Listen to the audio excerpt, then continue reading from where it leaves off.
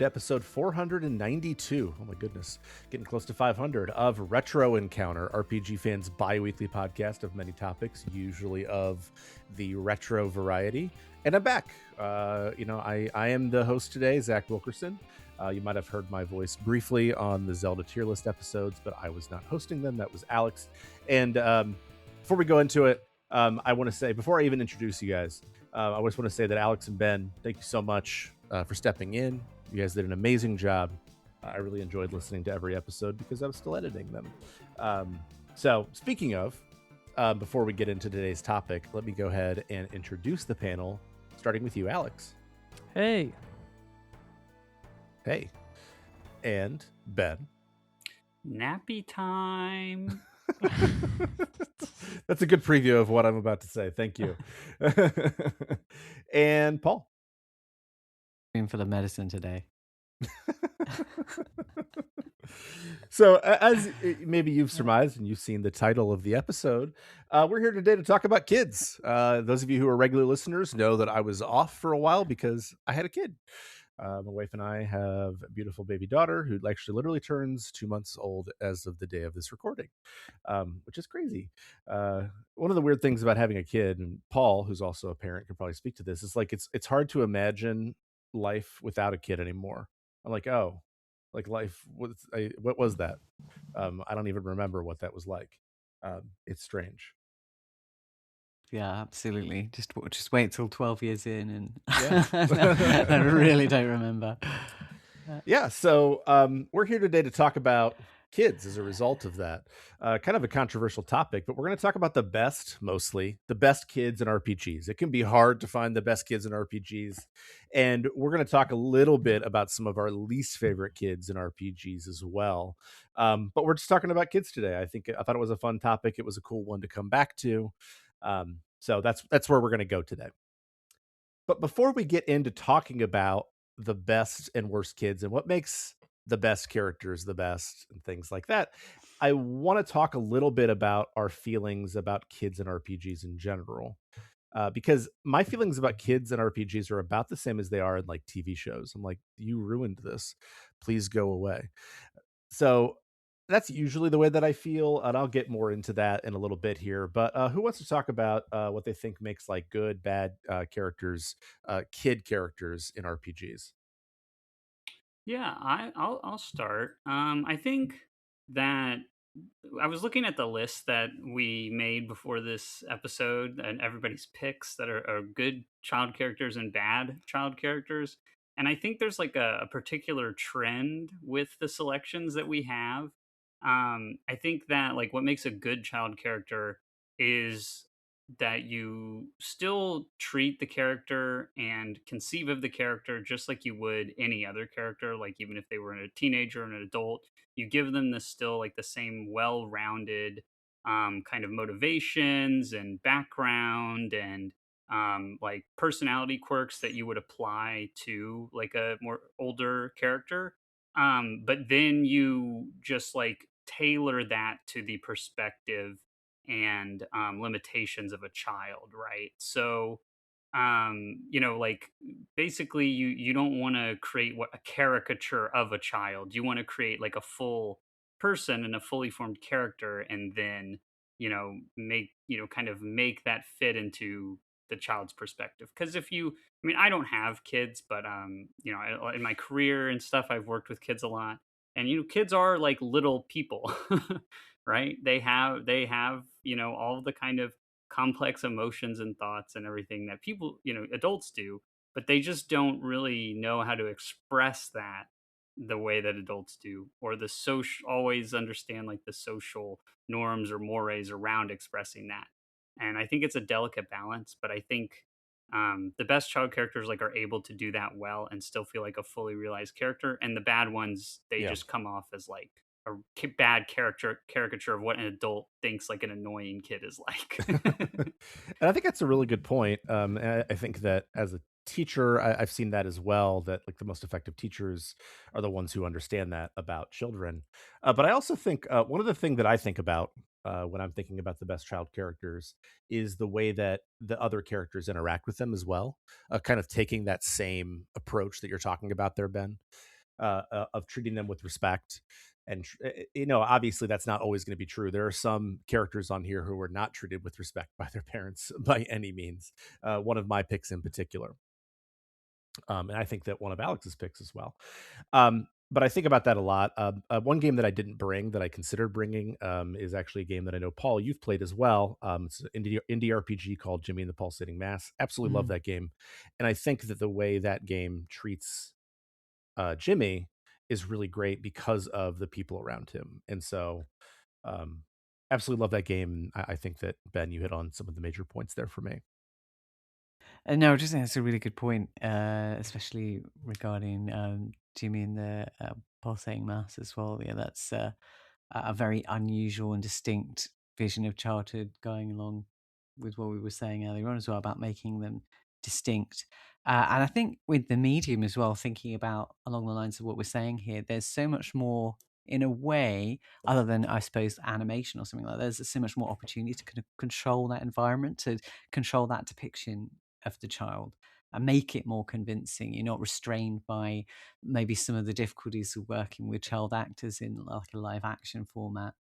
Um, so I think the best characters in video games would probably utilize that freedom to define the characteristics of the child through not just voice acting but physicality and all other kinds of things like that that make him, as you say, a little person.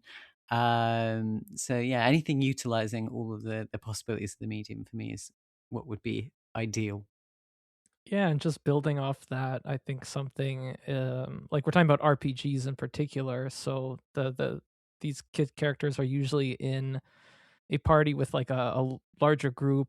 Most of them usually grown ups, if not all of them. So a good child character should also bring some of the unique perspectives on the world that only kids have. That like sometimes adults might not be as attuned to. They can have their own insights because they relate to other people and events in a different way. So I think a good child character kind of balances out the party through that kind of more unique perspective that adults might not be as aware of. And then as for bad kids, like I think my least favorite is just kids that are actually 1,000-year-old dragons. I'm not usually a fan of those ones. Then do I have a series for you? Rambling. Yeah, I think that you guys all make really good points there. And I think that, one game that we didn't bring is Earthbound. And I think that that's sort of an interesting game in the way that the kids in almost like what South Park, which is partially inspired by Earthbound, interestingly, what South Park does later, which is makes the adults really ridiculous, makes the kids really sort of grounded. Um, so we've talked about what we like with kids. Who wants to get us started with one of their favorite child or kid characters? There's not really, I didn't make a cutoff here with age or anything like that. I mean, if you think that someone is a kid in an RPG, they're a kid in an RPG. So who wants to get us rolling here? My first pick for this was Hallie from Shadow Hearts. I picked Hallie for a few reasons. One, he is the only child character in the party in Shadow Hearts, and he's also kind of on the upper end of like the age range for what would still be considered like a child and not a teenager. Especially for like a JRPG because he's 12 years old, so he's just like right on the cusp of like, you know, That's ancient. Come on. yeah. He's almost like typical JRPG protagonist age, but not quite. And because most of the rest of the party are all adults, so he definitely stands out more as like a child character compared to maybe a lot of other RPGs. In a Tales game, maybe he wouldn't really stand out as a child character as much, but here he does. And why I picked him is because I think he fulfills like a very interesting role in the narrative. He is like the main connection between Shadow Hearts and then the previous game that Shadow Hearts is a spiritual successor to, which is He's Kudelka. the son of Kudelka, right? Yes, he's the Okay. son of Kudelka and Edward from Kudelka. And actually, interestingly, his name in the localization is Hallie Brankett, but it's supposed to be Hallie Plunkett. because that was Edward's last name in Kudelka, but they like messed that up when they were localizing the game. But yeah, so he is the son of Kudelka, and he has also inherited like her psychic abilities. And so when the party meets him in London, he is kind of a adversarial relationship with the party. He's leader of a group of these like street urchins called the London Rats, and he messed with the party, but they clearly they find out like, oh, he's actually like this orphan, and he refers to himself as an orphan because he looks out for the other orphans, but he says he was separated from his mother and that he can't find her. And so through the course of the journey, they're able to help him find and then reunite him with Kudelka, who is the protagonist of the previous game. And it's a very emotionally impactful scene, not just because it's reuniting a son with his mother, even under very like kind of desperate and sad circumstances, but also kind of forms that emotional connection between the events of Shadow Hearts and the previous events of Kudelka. And he's also just like a very interesting character. It provides, just like you were saying, Zach, like the way that the other characters interact with the child character is a big part of what makes them work. And this kind of gives it gives the other characters like an opportunity to show a different side of themselves. So Yuri, almost the main protagonist of the game, kind of takes on almost like an older brother kind of role, and Alice kind of takes on like an older sister kind of role to Hallie, and that kind of shows a different side of their characters than you would normally see. And he is also very capable mechanically. He fits like a good niche in the party, where you have like Alice is like your main healer, but Hallie is like using his psychic powers as kind of more of a support mage. So he can heal and revive characters, but he also has a wide variety of like elemental attack spells that make him very useful. Yeah, And he just in Shadow Hearts, that's general. huge. Oh no, go ahead. Go ahead. No, I was just gonna say in Shadow Hearts, that's huge. Yeah, just the yeah, way it's it very works. important. Yeah. So he's just like a really interesting character, both because of how he connects the game to the previous game in the series, and because he kind of allows for the other characters to kind of show a different side of themselves. And he is, fun, and he uses a slingshot to fight, which is fun. I like the whole like London street urchin thing.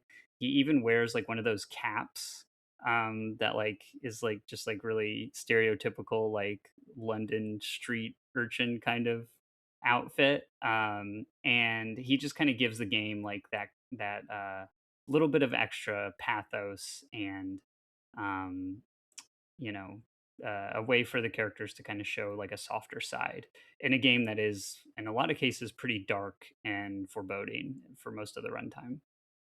Just looking at him, he looks like he would fit more into a kind of Victorian-esque kind of period. But from what I understand, Shadow Hearts is set more early 20th century. So he's Yes. feels a little out of time in a way with a little hat. Ye- And everything. But, yeah, and Shadow Hearts is full of those kind of anachronisms, right? Like you also have Keith as one of the party members, the vampire who's like 400 years old, and he also is like has a more like Victorian bent to him. Which you could like say is because he's like old, and or really even he lives in a castle, like, so he's actually more like Middle Ages kind of, or medieval period. But yeah, they kind of like to have those anachronisms in the game that don't really make sense in the time period, but are fun, Yeah. So Absolutely. Would you say the you talk about the psychic abilities, that does that sort of overcome that element of child character in an adult party? In reality, most of them would be like a splat against the wall once they come into combat situations. But does that sort of explain that disparity a bit? yeah, for sure. And it also, there's a couple scenes where he has like difficulty controlling his psychic powers, so that's also Mm. part of how they incorporate like him being a child into like the narrative and his character and abilities, is that he doesn't really have fully formed control over his psychic abilities that have like recently manifested.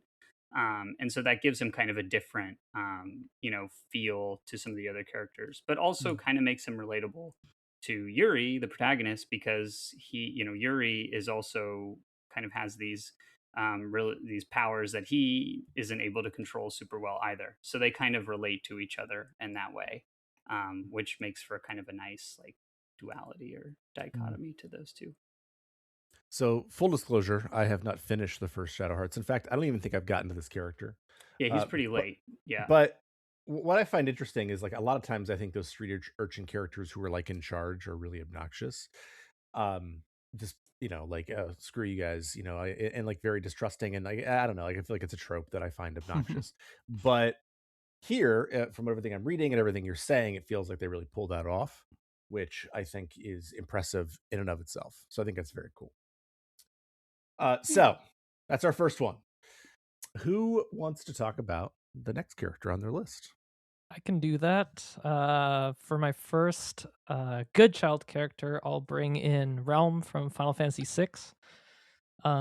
Good pick. Yeah, I mean, Realm is great. Like, I think we can all agree that a lot of JRPGs can be iffy in their portrayals of child characters and elderly characters, frankly.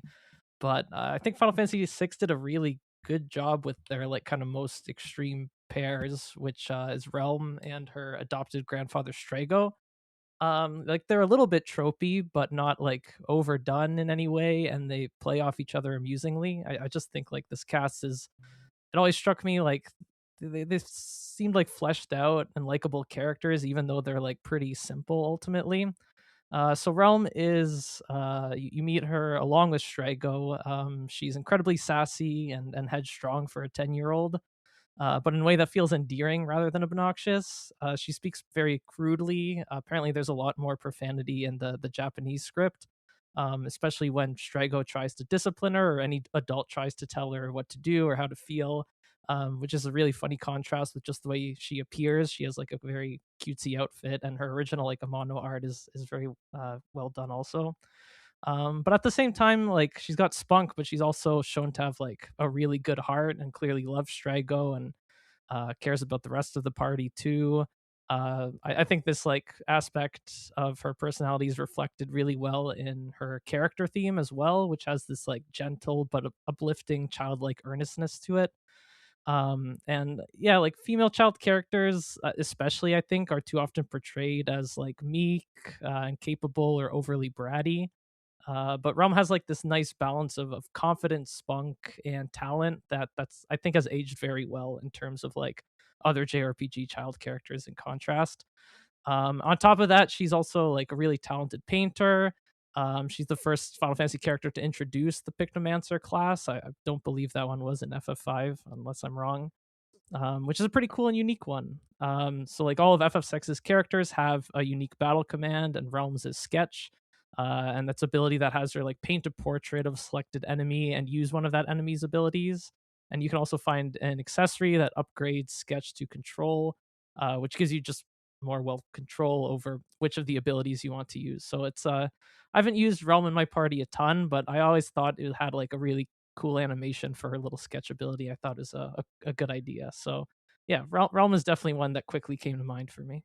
Yeah, and she's got that really interesting backstory with Shadow. Which Yeah. I wasn't sure if I wanted to get into that. No, I don't want to get into it too much, but I think that if you discover that, which is difficult to do if you don't know how to do it, I think that's really, really fascinating. It's one of the things that makes Final Fantasy VI so replayable. But also, she's got the highest magic stat in the game, so she is your best Ultima canon. Just to fire that off over and over again, which is how I use her. I don't think that her special ability is all that valuable, but the only negative thing I'll say about her, and this is absolutely not her fault, is Edgar is such a creep. About her and to her. True. I don't know if that's the original Japanese, but it's sure true in the English version. I think it got toned down a little bit in Pixel Remaster, but woof. I forgot about that. That's true. But she is excellent, and screw Edgar for that. Yeah, I was going to say that Final Fantasy VI remains one of the big gaps in my playing history, but looking at, I was going to say, looking at the diversity of characters like this, it just makes me even more eager to get to it. Like you said, there's so few games that would have such a range. Um, even despite the problematic stuff that you're talking about, hopefully, like you say, that's a little bit less obtrusive in the Pixel remaster, which is how I'll do it when I get to it. Interesting character. I've only played Final Fantasy VI once, which was for the podcast, and I didn't really make much use of her. But I think her dynamic with Strago is cute, and I didn't even know that the connection with Shadow. That's really interesting.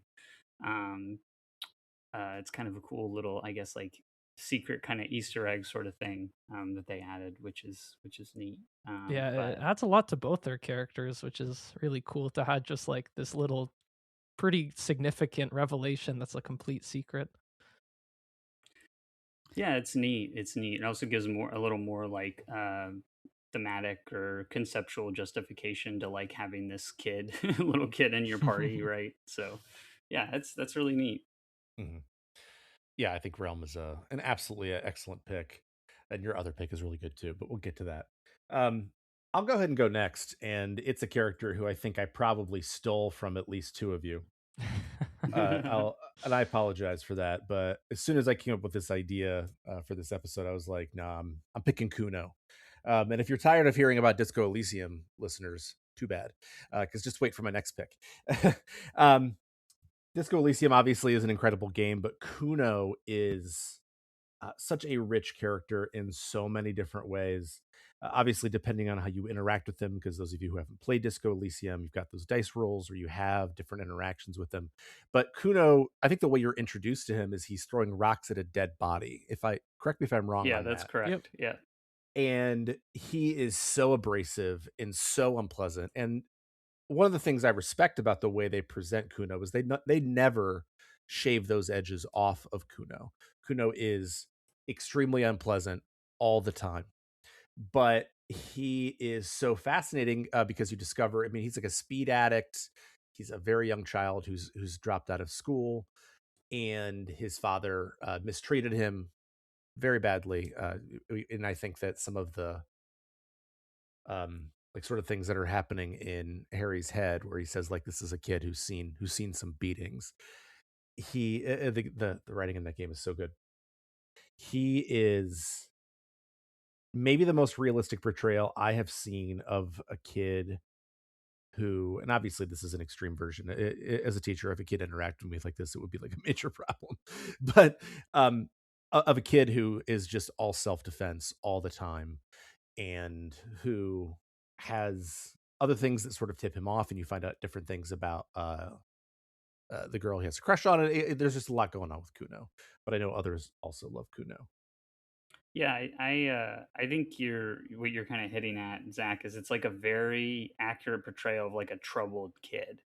And I think there is this like tendency for people to like write off like it just in real life, not even talking about like fiction, but in real life, to like once they figure out a kid is like a quote unquote bad kid, to just kind of like write them off and kind of sort them into this box of like they're bad and they're not going anywhere and whatever. And I think what like they do such a great job in this game with Kuno is that they, show the kind of depth and vulnerability, but also like, kindness and everything that he's still capable of, despite his very like abrasive exterior.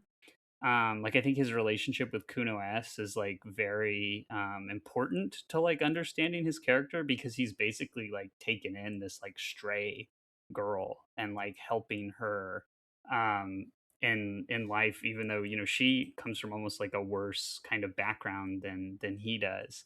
And they're kind of a terrible little duo going around town causing mischief and getting up to all kind of hijinks, They're but really bad for each other too. yes, but it shows that like he has this capacity to like recognize when other people are in need and like care about them. And I think that like people really quickly like easily lose sight of the fact that like kids are very malleable and they're capable of a lot of like growth and change and development. So, you know, one of the worst things you can do is like write off a kid as a lost cause, you know? And I think that Disco Elysium, you know, your interactions with Kuno, they kind of go a long way to like teach the player, like, hey, like, there is really something here and he's not like too far gone just because he's like a little shit. And I think that's one of the most like powerful things that you can say in a game, but use a character to say, and I think it does that very well. um and yeah, that's why I like him, and he's funny. I mean, he's so funny. Like the So interactions funny. are just so I mean, funny. Disco Elysium is legitimately the funniest game I've ever played and one of the funniest pieces of media I've ever experienced. Yeah, I also appreciate how like very likely Kuno is going to be one of your first like NPC interactions in the entire game, because he's like right outside of the hotel. He's right near the body you're supposed to investigate. That's like your first task. And he's also just this little piece of crap who's like being antagonistic against you. And the way like I feel like he's almost like training wheels for how Disco Elysium is different from a lot of other like Western RPGs and choice-based dialogue-driven games, where like what you're trying to select the choices that in like maybe another game would like lead to some kind of a breakthrough, but he's just using this twisted like circular nonsensical child logic and just like combating it like completely with hostility and profanity. Like that's actually like kind of maddening. Like I remember the first how much I hated Kuno during my first interaction with him. But yeah, like once you do end up like talking to him a little bit more and getting through to him, like you guys have been discussing, yeah, like the whole backstory and how his personality unravels, like it's pretty depressing, but it's also excellently pulled off. Yeah, that's a good point, Alex. He's a great expectation setter Yeah, for like yeah. what your character interactions are going to be like for the rest of the game. I've got very little or to no experience with, but from what you're saying, it sounds like this is a brave showing in a way that many RPGs don't and are afraid to, reflecting back on what we said earlier on, depict children like real people. And I think many creators would step away in RPGs from um, showing a child character with that many flaws and that many issues that might yeah, as you experience that, push away the player mentally. So to have something like this that is sort of grown up enough in a similar to like, it makes me think of literature like the Wasp Factory by Ian Banks, things like that. Child characters who are, or teenage characters who somehow manage to win you over despite the kind of issues they're displaying. If I couldn't make it any more clear, Paul, Disco Elysium, chef's kiss. You gotta try it. I think you'll love it. So that's Kuno. I could spend an entire episode talking about Kuno, but we're not going to do that today. So, Paul, you want to talk about one of the kids that you brought today? Yeah, sure. I have brought Kia from Trails from Zero, who is a foundling. She's a little girl who sort of just turns up in the middle of the game and is brought back to the headquarters of the main characters with with no memories or anything like that. Traditional JRPG kind of tropes going on there. And there's a lot of traditional things going in there as well, in terms of the voice acting and everything like that. But I think why I'm really drawn to her is sort of for many reasons. Perhaps the way in which she fits into this group, who are also a bunch of kind of like young-ish people in their sort of late teens, early 20s. And it's kind of fascinating to see those interactions, going back to what we were talking about earlier on, how once you have children, it's difficult to think back to times before it. And I think before me personally, before I had children, I had absolutely no knowledge of how to deal with them in any way, having not worked with them or interacted with them too much at all. And that's kind of how it feels to me with this with when Kia turns up in this place. Herself as a character as well, she's she's not perfect, and she's but again, she's sort of very very caring, very very thoughtful for most of the time. And the way in which the game sort of other games, sorry, obviously this is a two-parter in the Trails epic. The way in which it builds her into the role that she's going to have to fulfill, the kind of trauma that she undergoes and experiences. I just love the depiction of her as this kind of unifying force within this disparate group. So yeah, her individual characteristics, but also I suppose I'm slightly falling in love with her as a narrative mechanic as well. But either way, I think she's one of those small amnesiac kids that manage not to infuriate you too much, which I think is always a bonus. That's a huge accomplishment. Yeah. Paul, I think what you're getting at here, like that she's, the character like this is a very common plot device, like particularly in like JRPGs, but that they really tried to examine like what the experience of being that plot device would be for the character, and like how that actually like affects her, like her role. I don't want to really like spoil what her overall role in the plot and narrative is, but she has like this kind of responsibility and is put into this situation and role that she really has no control over, right? And so I think they do a really good job, like you were saying, of like exploring that impact on her. And then I think that like Trails from Zero is the best Trails game. I think it has the best core cast of party members of any of the Trails games. And I think a big part of why and like what she kind of does for the narrative and for the other characters is that, before she's introduced in the game, it is, them kind of learning to work together and feeling each other out. And Randy and Lloyd and Tio and everybody. And so when by the time Kia comes around, it's like right when they're kind of coalescing as a group. And so she kind of gives them this like motivation that binds them together, right, like you were saying. And I think that kind of united purpose takes like this kind of ragtag band and really makes them into like a cohesive group. And I think it's really cool that she can play that role, and that they kind of have this opportunity to like play off of each other and be united in this like singular purpose, when before that they were all kind of, and it's something that they all like decided for themselves, right? Like the other, they're part of like this like group that's like ostensibly related to the police force but is kind of separate from it, and they were all kind of thrust into this situation, not necessarily against their will, but like they, by circumstance, right? And then Kia is really the thing that like they choose to all do and protect her together. And I think that's really really cool and meaningful for the way the narrative of the game across the duology kind of evolves and develops.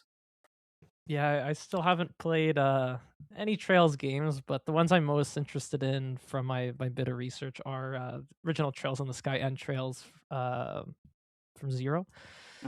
So yeah, this actually sounds like a really really interesting choice. I will say I just went to her profile, and under hobbies, one of her apparent hobbies is sleeping with Lloyd. I assume that's just like a poor choice of phrasing there. Yeah. Yeah. No, those are all really good points. How you bring how she brings everything together, like you say. and the fact that you can take that character that we see at the beginning of that of the duology, and towards the end, present it with several massive responsibilities and dilemmas, as you were saying, and make it work. Yeah, that's what's really attractive to me. I got to say the listeners are going to be very happy because I've gotten at least 3 emails, and also we got one review on Apple Podcasts saying like play more Kaseki, talk about Kaseki more. So here we are talking about Kaseki, y'all.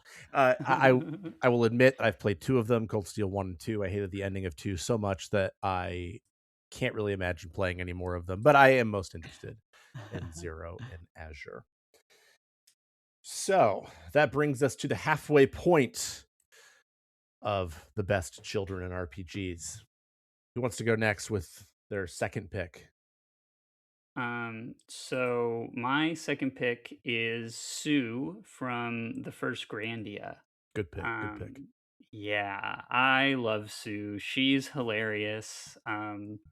It's really funny because so really like most of the the main party in Grandia are all child characters technically, right? Like Justin, Sue, and Fina. But Sue is the youngest, but she has this really fun dynamic with Justin where she's his best friend, but she's also kind of the bigger sister character to him, despite the fact that she's like significantly younger than him. Because Justin is so like irresponsible and immature at times, and she, is kind of takes that more responsible and mature role in their dynamic, which is always really funny. Like a kid that's a little like has more wisdom than their years would suggest, right? And their dynamic is just so great throughout the game. Just the kind of things that she like comments on, her little jokes and asides, and their banter is just really really funny. And they do a really good job of like, even though is like kind of wise beyond her years, she still has some of those like childlike qualities that kind of pop up and remind you that she's still like a little kid, largely. And like she really hates being referred to as a kid and gets very upset and insecure about that. But yeah, I just think she's such a fun character, and she breathes so much like life into the game, and charm, that Grandia, I think Grandia 1 in particular really thrives on, right? It's a very charming game, and the characters really carry the experience, and watching them kind of develop and grow across the journey, and she's just a huge huge part of that. I think the game suffers a lot when she leaves too. Yeah. I think the second half of that game is not nearly as strong as the first half. So I agree with you. I think Sue is a phenomenal character, and I really like how with Justin's optimism, which certainly is a huge part of what drives what's going on at that game. She still has that. It's not like she doesn't respect Justin for what he's doing or what he wants to do or who he is as an individual, but she does ground him. Hmm. And she's also very funny. I think that correct me if I'm wrong on this. It's been a minute since I've played Grandia. There's like a little bit of like indication that she has some romantic interest in Justin later on because she gets upset um about Fina, right? Yeah, but it's very, I mean, she's very young, so it's very much like a almost like puppy love kind of a Yeah. thing, right? Like Yeah. it's not, I don't even know that it's really romantic. I think she's just jealous that his attentions and affections are That's fair. directed somewhere else. Yeah. I Um just remember thinking that wasn't my favorite part of the game is that element, but that's neither here nor there really.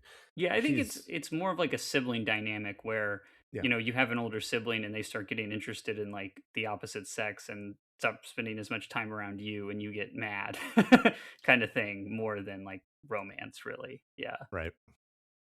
Yeah, I'm just interested to see when a character is that young as well in a main party, how they how realistic does it feel to the age group, and the dialogue that she comes up with, because I know sometimes it can be a bit tempting, I suppose, with writers to age them up a little bit mentally. How does she come across? Yeah, I think they do a really good job of making it very clear that she's like a young kid trying to appear that she's more grown up than she actually is. Mm. So like she'll say a lot of things that are clearly like the kind of things kids do where they repeat things they've heard adults say, but then if challenged on it, they can't really explain what it means or why they are supposed to say that, you know? So there's that dynamic going on. And also like Zach was saying, she's kind of the more level-headed of the two, between her and Justin, but she's also like Justin's kind of biggest cheerleader in a lot of ways. And there's a lot of moments where, you know, Justin is like driving kind of the plot and getting them into trouble. And she's kind of, you know, lets the kind of put upon like maturity that she's trying to do go, and like is encouraging him and like supporting him and being mischievous and like doing what he shouldn't be doing. So that kind of false bravado or false maturity falls away a lot of times. And I think that's kind of what makes her feel more realistic, right? Like the allure of adventure is just as enticing to her as it is to Justin, even if she pretends like it's not. Yeah, that's funny because that sounds so true to how my experience of children that age and maybe even older, as you say, they don't ever want to let on that they're not fully engaged in the conversation, that they might have missed something, Mm. that something might have gone over their head. Um, yeah, so that's really true, I think. Yeah, and the game is just especially at the beginning. It's a lot of the party just in general is very young because it's Justin and Sue at the beginning, and then they get other party members, and usually like the fourth party member after they get fiended is usually an adult. But they're always interacting with adults, so there's Mm. a lot of like these adult characters being very like chagrined about the behavior of Sue and Justin, and these kids like constantly like getting the better of them or get being like a fly in the ointment of whatever plan they're trying to do.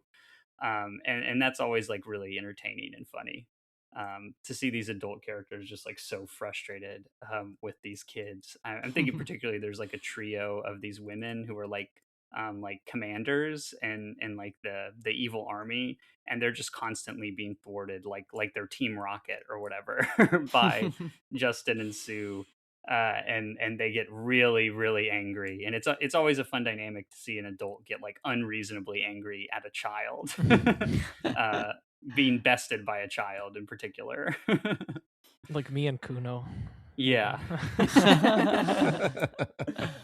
But yeah, I've only played like a little bit of Grandia. I did like the general vibe of it. I just think like Lunar, like it kind of nails that like Saturday morning cartoon kind of feel, and that dynamic between Justin and Sue was like a big kind of contributor to that. They did great with it from what I saw. I agree. Sue, great pick. I think we got some other great picks on the list. So who would like to go next? I can give my second one, which I'm not sure if I have to do this, but I guess just out of courtesy, I'll say basic spoilers for Dragon Quest V. Like if you're familiar about like how the structure of this game works, what its premise is, you'll be fine. But yeah. All right, so my next pick is the main character's son from Dragon Quest V, who I think is canonically referred to as Perry usually. The way Dragon Quest V works is that you're basically playing through 3 generations of your hero's journey. Act 1, you're a child traveling with your dad. Act 2, you're an adolescent and you can pick a bride to marry. And then Act 3, you're a full grown adult and you actually get your kids in your party. The game is just very unique for featuring party members that are mostly family. I haven't seen many other games really do that, or friends of family also get some of those in your party. Because at the beginning of like between Act 2 and Act 3, the main character is actually captured. So Perry and his sister are actually raised by like a family friend. And then in a little twist of tropes, instead of you having to like save your kid actually comes to save you, and that's kind of how Act 3 begins. So it's also cool how Perry and his sister, like their appearances can differ based on which of the wives you choose. And while he starts like at a low level, stat wise, he can actually eventually exceed the main character, and it's also tied to a really compelling story revelation that like the main character's dad has been looking for this great hero of legend from the very beginning, and that actually ends up being your son. And so that's kind of tied to that fact that he ultimately can be raised into the strongest character in the game. And I just think it's so cool because he starts level 1. Leveling him kind of feels like the RPG equivalent of raising a kid, where you're just like spending time with them, gaining stats, and then seeing them become more capable. So just this general way Dragon Quest V makes you feel like you're building a family, not only in the story but through the gameplay, I think is just still something truly remarkable to this day. You stole almost everything I could possibly say. What's interesting is that like he wouldn't even be, I think there are other choices that would be great here. I think that the main character himself, it would have been a great choice here too. Especially his relationship with Pankraz and all that stuff. But you're right. I mean, I think that the whole premise of Dragon Quest V is really fascinating, right? It's totally different from anything I can think of, and it looks at this idea of how do you interact with the hero once you find out who he is. And I'm basically just repeating everything that you said. I think that you put it really well. Great choice. Very nicely done. Yeah, I think it's listen to you kind of talk about this concept in Dragon Quest V, like, and how they incorporated that, maybe based on the idea of like how you normally progress a character in RPG is like somewhat of an abstraction of how you like help your child develop and raise your child. And I've never really thought about that, but I do think that that is a really interesting thing about this game, and about the kind of how it uses the mechanics to kind of do some storytelling there. I also think My that favorite it's mechanic is when your wife has a baby while she walks over a mountain. That's the entirety of her pregnancy. Yeah, It's the best part.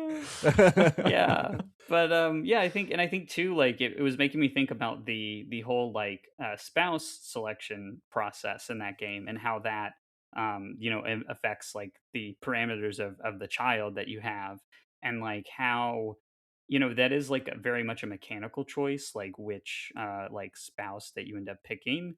But it's also like, I think, woven into the narrative very well. And like I don't know if this kind of concept, I mean, I guess it had sort of maybe been done before by other games, but it definitely, like, the idea of pairing up with a character and having offspring was popularized here, Mm. right? And I think about like how Dragon Quest V handles that, and then think about the games like Persona 5, and like how they handle Ew, like ew, the ew. dating mechanic. Yeah, and it's just like this game was like so kind of visionary for like how much they incorporated that and made it impactful both mechanically and narratively to like the And the monster overall. catching. Yeah, and the monster catching, yeah, is like kind of an analog to that too, right? Like that you're raising these monsters just like you're raising the kid. And yeah, just like how cohesive I think thematically all of that feels. And for a game to like be one of the first ones to really do that, it's very impressive that they were able to pull that off, like make you really feel like you're selecting your life partner, and then make you feel like you're like raising your son through the mechanics of an RPG. It's really Oh, crazy. that's brilliant. Yeah. Hmm. It's probably a bit much to ask of Dragon Quest of the era, but is there like the personality of your son changed, your child changed at all through your selection of spouse, or are they pretty much going to be coming back, just looking a I bit don't different? think so. No, Yeah, it's I I think pretty it's mean, just sweet. that'd be cool if hair, they pretty did much. because Yeah, Yeah. I was going to say they're that might so be. I different. might be Like expecting a Deborah bit would too be much. excellent. Yeah, their stats uh, are slightly different too, based right. on which Right. person you pick. Yeah. So it's like if you want a more magic oriented child, you go with Nira, but if you want a more physical oriented, you go with Bianca. Or you just always go with Bianca because she's the Yeah. best. Or just Well, always go with Deborah if you're playing the exactly, Zach. I love Deborah. Deborah is so fun. She really is. I feel like we've actually kind of just talked about Dragon Quest V more than anything here, but that's okay. Dragon Quest V yeah, is the way one of my it all-time integrates the favorites. character is I agree. the brilliant part. Yeah. Yeah, And that you I agree go with you. from being the son to being the father. I mean, it's such a cool idea. Yeah. Dragon Yeah. Quest V, good. I think my only interaction with it so far has been watching your story. So That is an unfortunate introduction to Dragon Quest V. Ugh. Yeah, There's actually looking we have forward a to the podcast remaster. episode you could listen to about that from many years ago. We were not very positive about it. The end of that movie. Woof, woof, so bad. Anyway, I'll go ahead and go next for another character who I'm guessing I stole maybe from Aleks. Apologies, sort of. It's okay. I'm happy with what I ended up with. I think you brought great picks, and my choice is Emil from Near Gestalt or Near Replicant. You know, I know that some of us only accept Gestalt as the version of Near that they're willing to play. Some of us on this very podcast, but that's neither here nor there. Emil is a fascinating character. He is so rich in kindness and in the way that he has dealt with pain and the way that he feels so much care and so much love for his friends. So I don't want to give too much away about who Emil is, but he's essentially turned into a weapon, and he eventually then, for reasons that I don't want to spoil, he loses his body and then he becomes sort of the skeleton. If you've ever seen Yoko Taro in public, he wears this big giant head. It is essentially what Emil's head looks like, but it doesn't stop him from being so caring and kind towards Kaine, who is a character who I think in real life would be very difficult to love, even though in a video game, we all know that I love Kaine. But he sacrifices so much of himself for others. And even if you're thinking about Nier Automata, which I'll admit, so Emil shows up in Nier Automata, at least a copy of Emil. I'll admit that I find his presence sort of annoying because that stupid music that plays when he's riding around in that open zone, it just makes me like kind of crazy. But if you actually do a side quest and then there's eventually a fight that's involved with Emil, very cool. And that side quest that he's involved in really gets you to just how much he cares about his friends. And I think one of the important things, and I hate to shout out my wife's work, but she wrote what I think is a wonderful piece about queerness in Near, and she talks about Emil, and Emil is sort of canonically gay. And I think that that it's not, again, one of the things that Taro does, I think, really well sometimes is he doesn't call attention to it. It just is a part of who he is. And I realize that doesn't make his character good necessarily, but what it does is it makes him fully formed. And he's sort of like a godlike creature while also being like the most tender and sort of beautiful character in an RPG. Yeah, I mean, just you said it really well, but like, just everything he does is such a powerful, like, emotional charge behind it. I think a lot of that is also owed to how surprisingly good, like, the voice performances for him. Like, I think, like, maybe we mentioned this at the beginning, a lot of child character portrayals can be botched by a bad performance, but Emil's is like so carefully done, so clearly like full of like empathy and sentiment, that he just like becomes the emotional glue of the group. Like he balances out Nier and Kaine's like more kind of like bitter outlook on life, and really kind of helps make them more complete characters, I feel. Um, Even though he can be like also empathetic and sentimental to a fault, like he doesn't seem to fully understand how he's been used by people.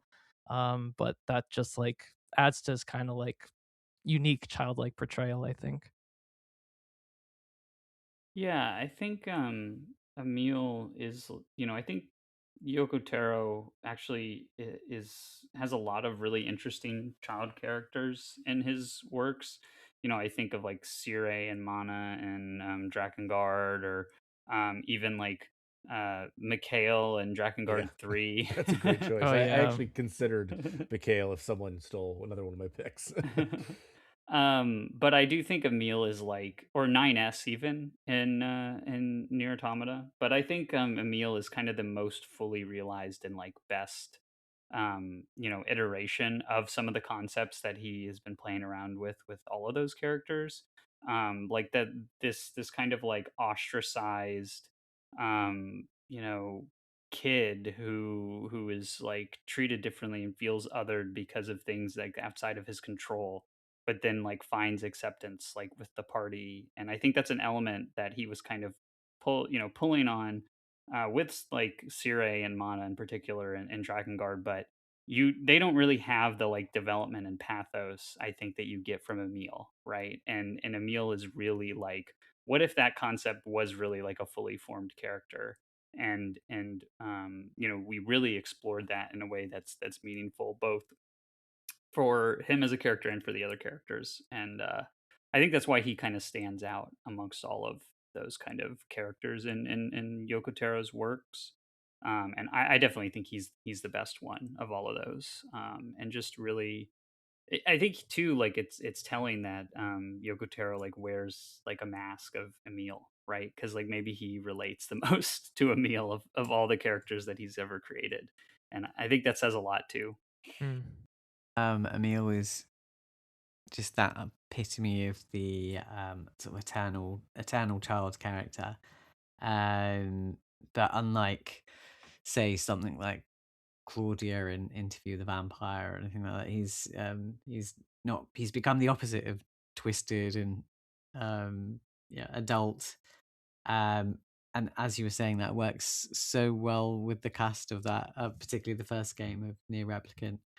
Kaine and a harshness and brutality. And he's just this kind of beautiful linchpin for the entire game.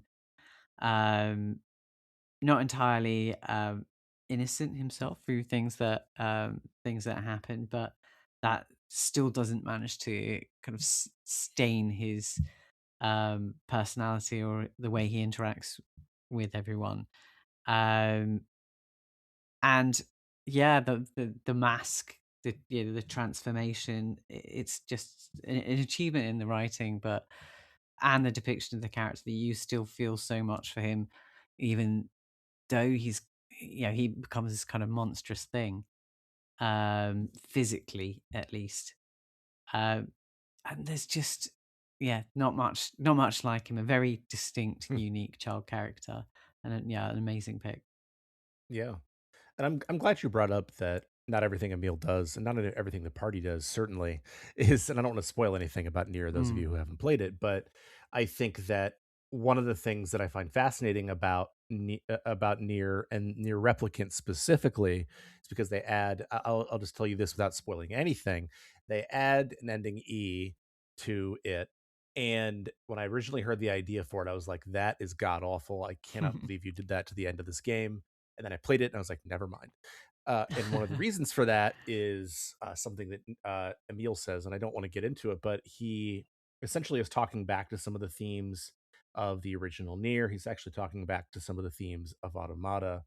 And I think that it gets to, once again, his being the emotional linchpin.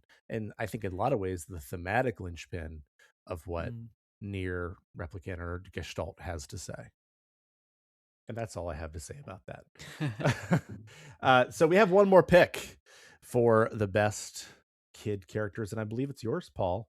So take it away. Yeah, I have gone for Maiko Uehashi from Persona 3 Reload, which might be some recency bias from me here, because I finished that game at the beginning of the year after really stretching it out for a very long period. But I am one of those strange people that really like the social link aspects of the later Persona games.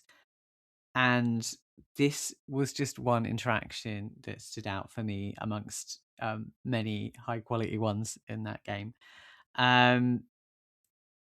It's Maiko is a little girl that you find in a playground and become friends with, which is not something I recommend in the real world.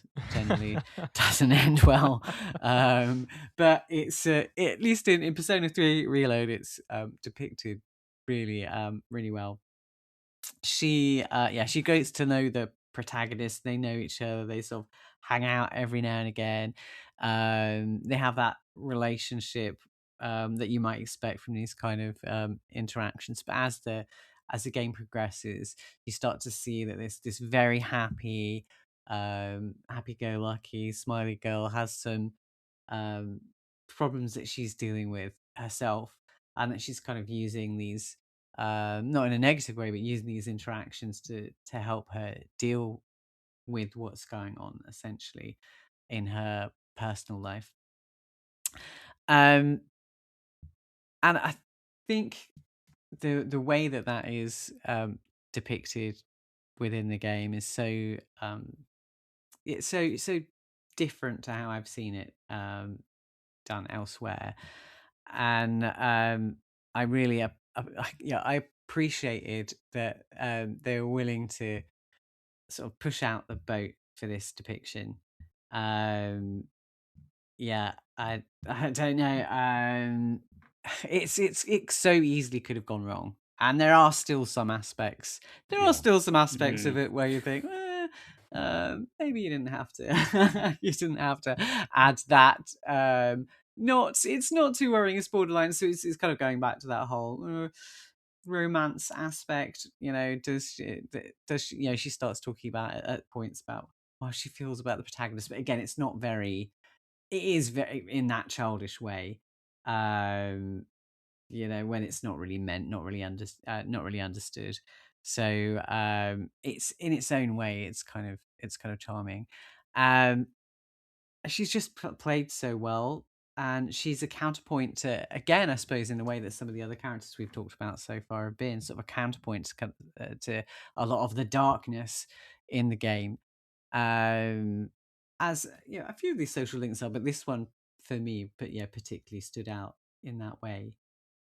So I really appreciate her presence in the overall structure of that game. Yeah, Paul, I think it's really interesting, like the way that the game uses this character to like talk about like divorce and the impact of like divorce has on the child, and that I think is like a really impactful part of the social link. And I think that her kind of reaction to that is very realistic. Like Mm. she kind of has this naive immature understanding of it, that like there's possibly something she can do to like stop it from happening, when and part of the evolution of the social link is like her kind of realizing that it's not about her, and that there's no like fix for it. Mm. And I think that is conveyed really really well. I mean, I think anyone who who's uh gone through that, has been a child of divorce, right? What kind of can relate to her, and that kind of confusion that you have as a child of like why your family is different, and like how these two people that you love can't love each other anymore. I do think that like there's some aspects of the social link that I think really kind of undermine some of what they're doing with that. You talked a little bit about it with the like she sends a letter at the end where she like suggests she has like romantic feelings for the protagonist, which I think like it's like kind of implied to be like innocent or whatever, right? I don't I don't really like that that's where it goes, but like it's not the worst thing. I do think that like part, like her father's reaction to it is like weird, and then the father character in particular, if you play Persona 3 Portable, I mean that's where this social link really goes off the rails, because um if you're playing as the female protagonist, like the her father actually like comes on to the female protagonist and like tries to date you, and like that's just like way and that's not obviously the What? fault of this character. Yeah. But Yeah. it is a very Maybe there are not some great part. reasons why it's good that we don't have Yeah, a the- female the- protagonist in Persona 3. Yeah. Generally, I'd say it's not good. We should have her, but yeah, maybe we Yeah, dodged a that plus bullet the there. Ken romance The is Ken ro- maybe yes, two exactly. reasons to What? leave that Oh, content no. out. Yeah. Yeah, and it's and it's like he's like basically like Maiko says something about them finally being like her and the female protagonist being a real family, like becoming family for real, but she means it as like their sisters, but the dad interprets it as like, oh, she wants her to be her new mother. And then like asks, it's like very, yeah, it's not Yeah, good. I'm glad they left that out. Yeah. Yeah. But that aside, I think exactly as you were saying, I didn't know how much to give away there, but yeah, how she deals with the parents' separation, those conversations, and also issues like domestic violence as well, Right, to a certain yeah. degree, are really sensitively dealt with, and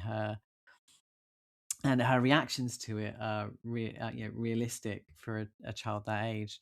So again, yeah, it's that realism and nuance and depiction of the child that draws me to these kind of characters, as opposed to some other ones that we're probably going to get to in a bit.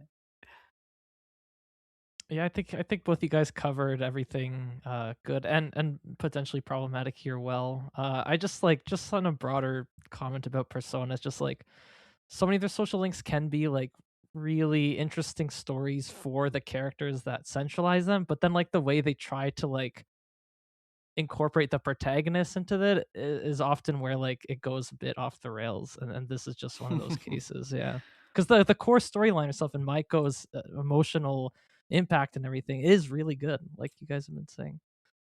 It does make me think, like, how do you guys feel about Nanako in Persona 4? Like, do you, because I do think that like it doesn't have maybe as many problems as like where the social link goes here with Maiko, but I almost think that Maiko is like is maybe a more like interesting or useful portrayal, and that Nanako kind of sometimes falls into almost like a wish fulfillment little sister I kind agree, of role. Ben. Yeah. I think Persona 3 in general does a better job avoiding that kind of wish fulfillment that 4 and 5 really ham-fist a bit. Okay, well that is all of our picks for best kids, and I realized that I actually lied at the beginning of this episode. Oops, because I was only thinking about the best kids, and I said that we don't mention Earthbound. That is a lie.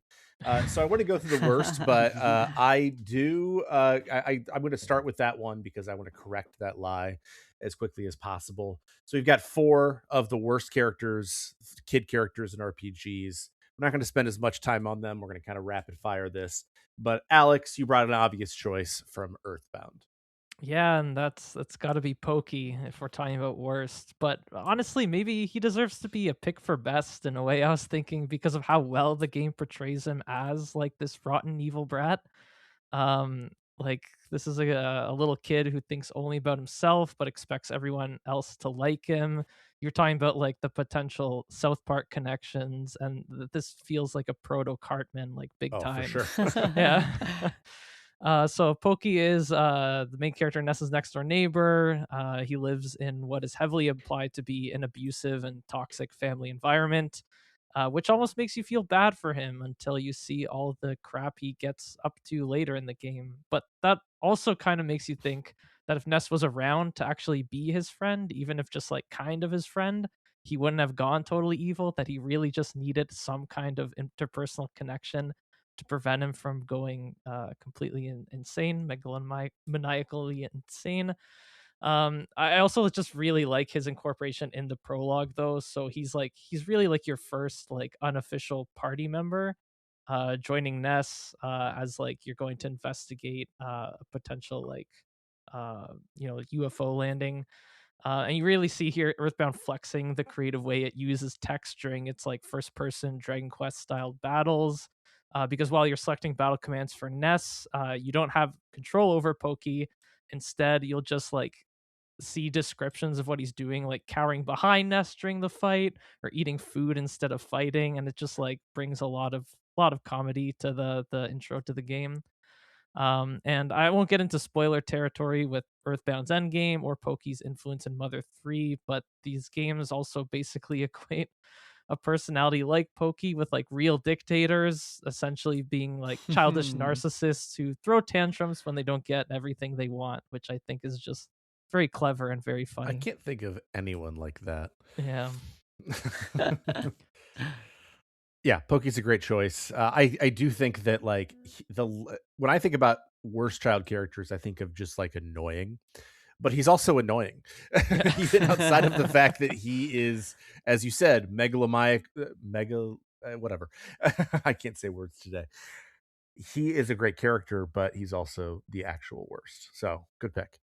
Oh, sorry, no, I was just going to say that, yeah, that's definitely agreeing with you on that. It's an interesting take on worst, just as in the most horrible character. I probably should have had a think along those lines too. There might have been a couple to add. Good. Pokey, evil, great choice.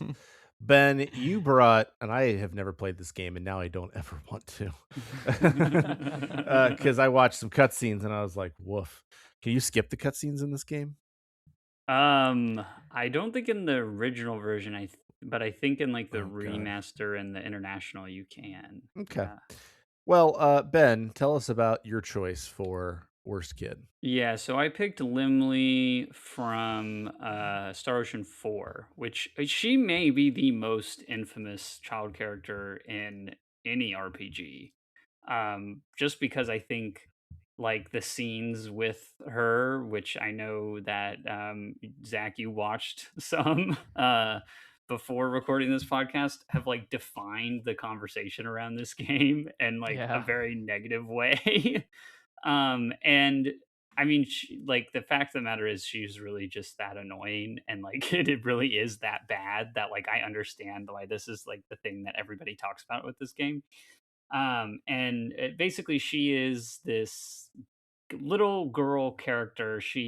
But she's this is also a horrible trope, but she's like actually chronologically 15, but she has like some like a traumatic incident when she was 6, and so that like not only kept her like emotionally stunted, but it also like froze her aging process, which is just like the implications of that are Ugh. very horrible.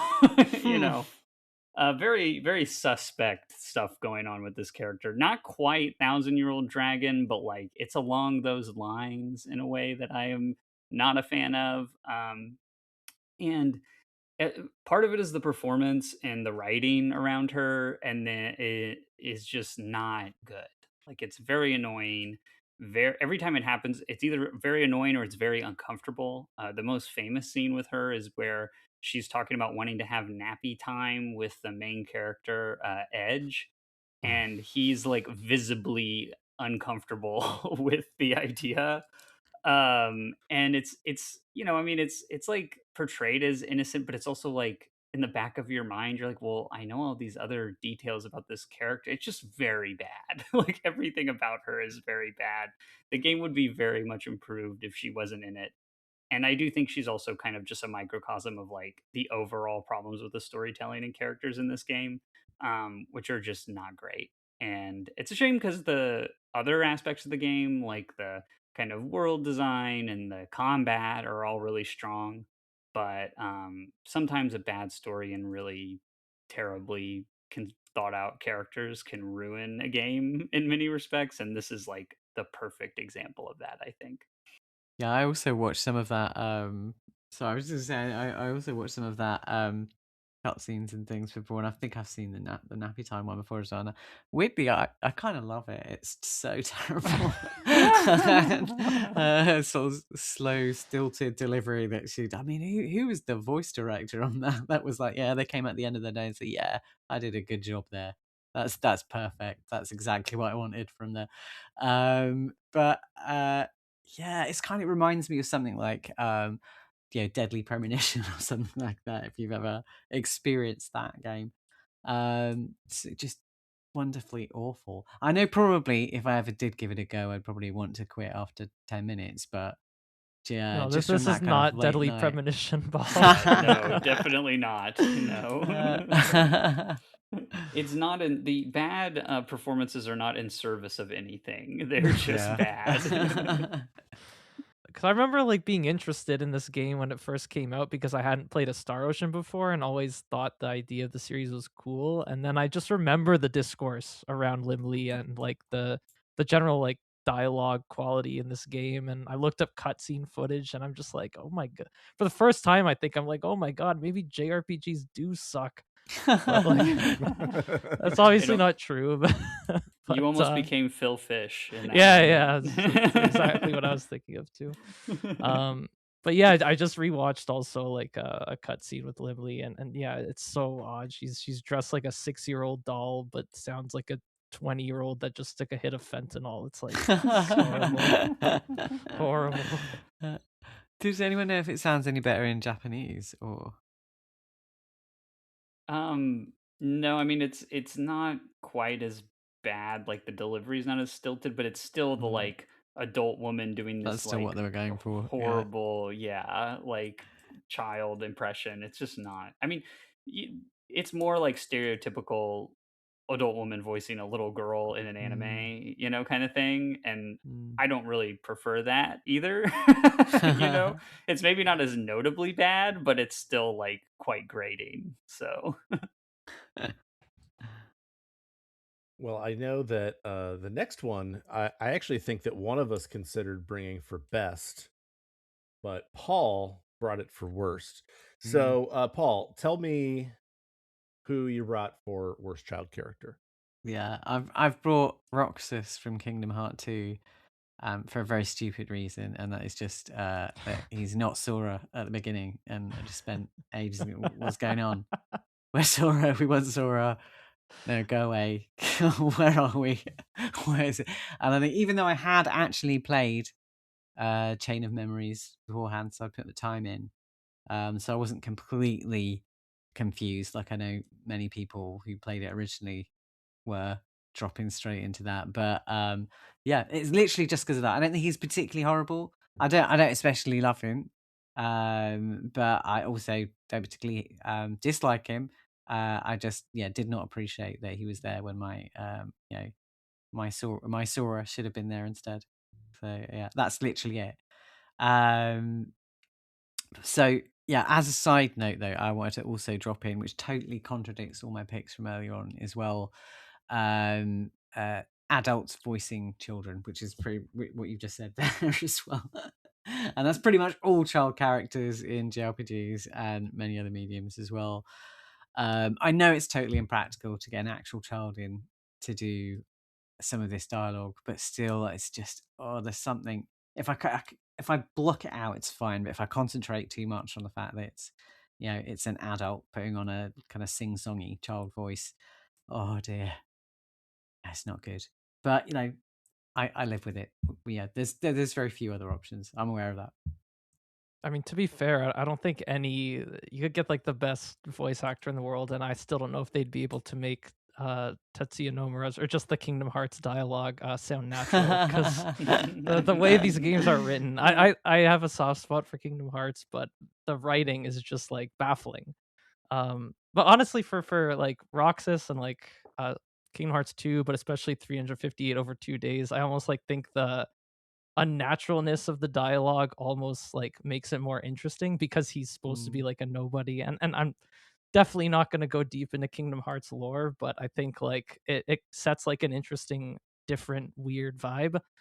And yeah, I was considering for like a best pick just doing Roxas from 358 over 2 days, because like he's basically in like by Kingdom Hearts 2 he's like more of like a 15-year-old already, but in 358 over 2 days he like is just born as a nobody, so he's essentially like a newborn consciousness, but he's also being used by this like evil organization of anime adults, and it's just like it's such a weird dynamic that I kind of love it. Yeah, I was definitely stretching the definition of child, which was, initially I was thinking about things like, Dragon Quest 7 and things like that, but again, they're not really children, which they kind of look like they are. But yeah, they're not. So I couldn't bring any there. stupid wolf kid or anything like that. Whoa, watch your mouth. Hey. He's great. I mean, Just great ripping and on awesome Gabo. wolf kid. Gabo's catching strays. Yeah, no. Well, I don't really have a strong opinion about Roxas. I haven't played 358. So, but you know what I do have a strong opinion about is Charlotte in Trials of Mana. Now, one thing I want to say, first of all, is that Charlotte in Trials of Mana, especially the original, is a monster. She is so good in battle. If you build her right, she can solo the final boss in like one hit. She's ridiculous, which tells you how awful I find how she is written with like this really obnoxious, what they're trying to go for, I think, is like a speech impediment, but it's horrendous the way that they invert they use W sounds where it doesn't belong. It's bad in Trials of Mana. It's annoying. But in the remake, I was like, all right, I'm gonna try my same team, I'll try Charlotte out. Not only do they maintain that, but then it gets back to the horrible the voice acting in the remake of Trials of Mana is awful to begin with. But hers in particular is horrendous. So that's my pick, Charlotte, mostly because of just the way that they butcher her dialogue and localization and in the voice acting. Yeah, I'll just say that as someone who loves the original Trials of Mana, I didn't even touch the remake because I saw the trailer and heard these characters speak, and I miss my beautiful pixel art and lack of voice acting, and I'm like, I don't think I'm ever gonna play this. I played the demo. I don't think you're missing out.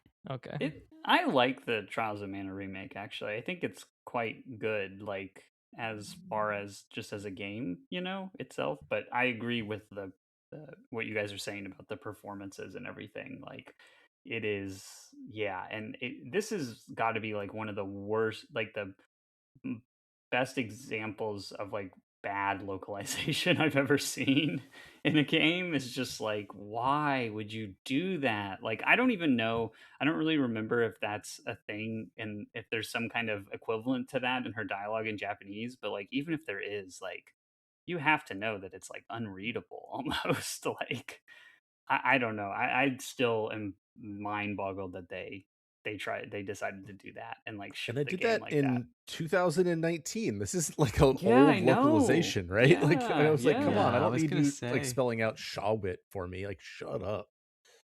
Yeah, that's a really good point as well about how the older pixel art games didn't have this issue with voice acting, and I think through several other examples has shown really clearly how some bad voice acting can absolutely destroy a character, if not a game. So it seems to be a common theme amongst some of our picks.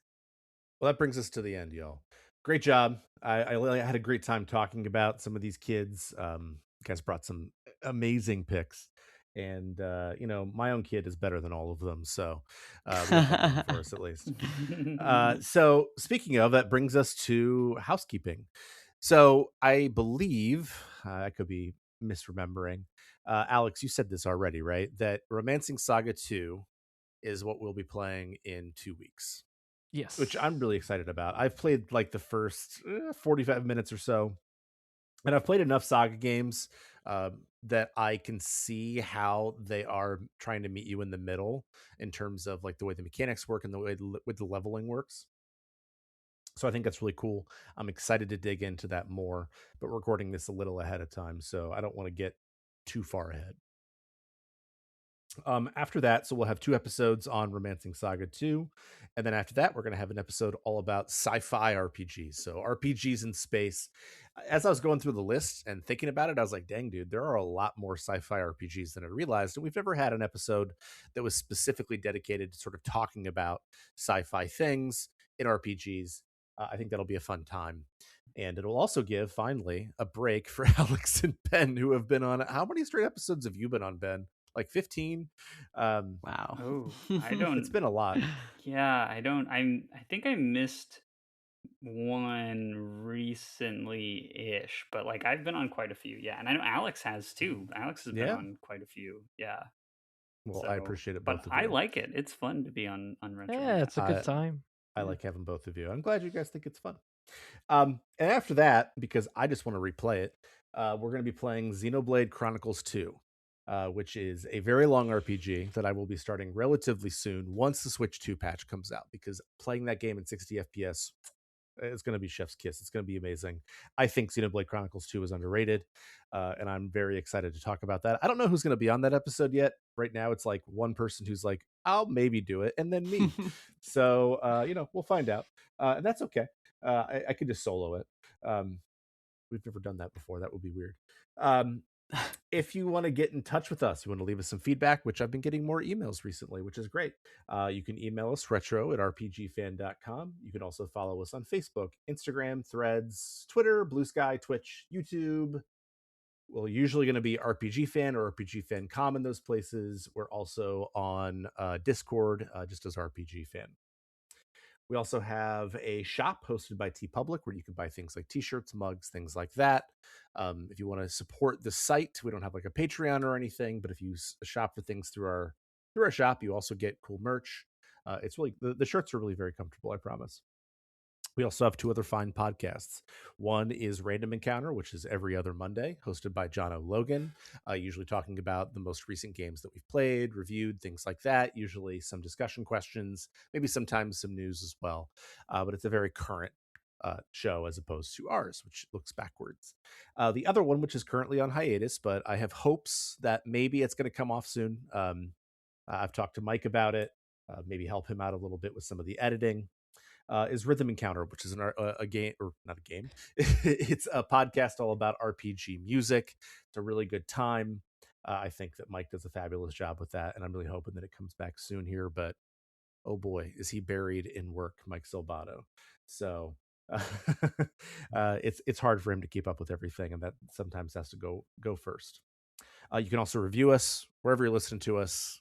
We like 5 stars, but if it's not 5 stars, just send me an email instead, and I can address it that way. Otherwise, 5 stars is great. And let's talk about where we can find the individual panelists, starting with you, Ben. Yeah, you can email me at benloganlove@gmail.com. And Aleks. You can email me at alexfranacek@gmail.com. Perfect. And Paul. Yeah, I am me, Paul Skevington on Blue Sky, and I'm Lord Spiral on the Discord if you want to check it out. Perfect.